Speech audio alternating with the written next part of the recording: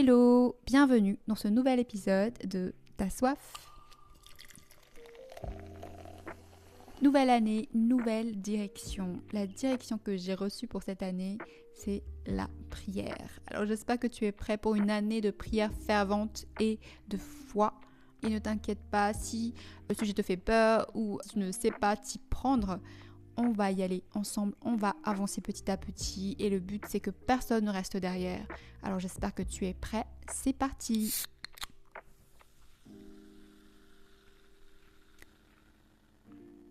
Avant de passer à la prière de manière pratique, je veux revenir un instant sur le pourquoi. Pourquoi est-ce que c'est si important de prier ?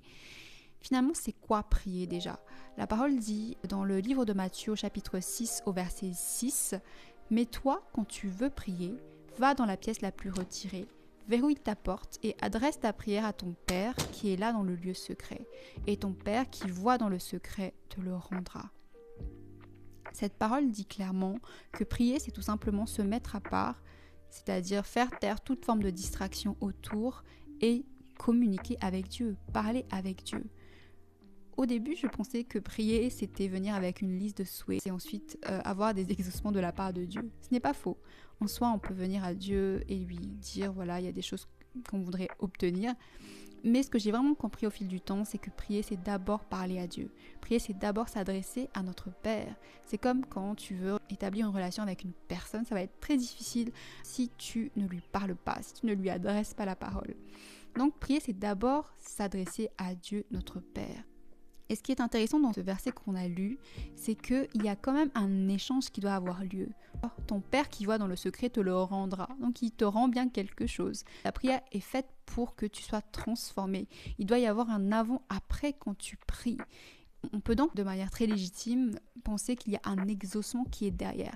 Maintenant la question c'est qu'est-ce que Dieu va nous rendre ? Si on lit d'autres versions de ce même verset, la version Osterwald dit par exemple « Ton Père qui voit dans le secret te le rendra publiquement ».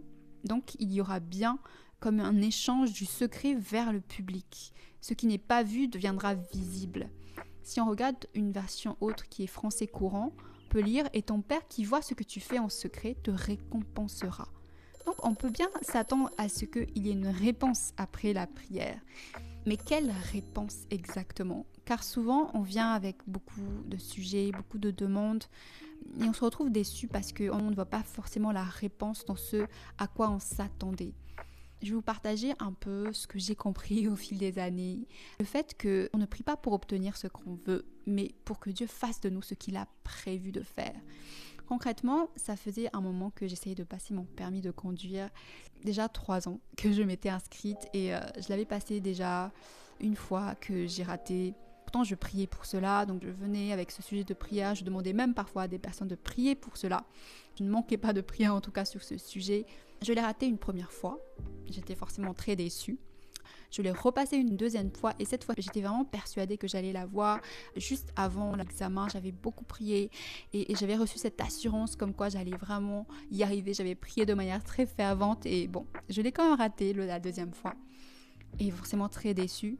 Maintenant, je l'ai repassé une troisième fois, mais cette fois-ci, quelque chose avait changé chez moi. Le Seigneur m'avait expliqué que j'aurais pu avoir ce permis, il aurait pu me le donner. Maintenant, il voulait travailler vraiment mon caractère, il voulait travailler quelque chose de plus pérenne en moi, car il aurait pu me donner ce permis, mais j'aurais été quand même quelqu'un de stressé, quelqu'un qui veut absolument tout contrôler, quelqu'un qui n'arrive pas à lâcher prise. Il veut plus mon lâcher prise que me donner le permis. Et donc ma manière de prier a changé. Je n'étais plus en train de dire Seigneur donne-moi le permis, mais j'étais en train de lui dire Seigneur rends-moi calme, rends-moi posée, rends-moi dépendante de toi, quel que soit le parcours que je vais avoir, et surtout rends-moi reconnaissante quelle que soit l'issue. Ne me laisse pas être amère du résultat qui va arriver. Et j'ai senti que vraiment il y a eu un changement, et c'est pas juste le fait que je l'ai réussi au troisième qui a changé, c'est vraiment la manière dont le Seigneur a changé à l'intérieur. Et ça nous rappelle ce verset qu'on vient de lire, ce que tu fais dans le secret, Dieu te le rendra publiquement. Et il s'intéresse plus à ce que tu deviens que à ce que tu obtiens. Donc, si on devait résumer, prier, c'est s'adresser à Dieu. Mais c'est aussi s'abandonner ou lâcher prise. Accepter que je ne viens pas pour obtenir ce que je veux, pour devenir ce que Dieu veut que je devienne. Maintenant, je vous propose de prier. On va prier ensemble. On va demander à Dieu déjà sa grâce pour avoir une révélation de ce qu'est la prière. Parce que chacun de nous a besoin d'une révélation personnelle, de comprendre personnellement pourquoi il doit prier. Alors je t'invite à fermer les yeux et à prier avec moi. Père, Seigneur, merci.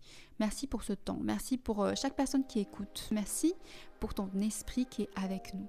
Seigneur, tu nous as parlé sur l'importance de prier. Ta parole dit prier sans cesse.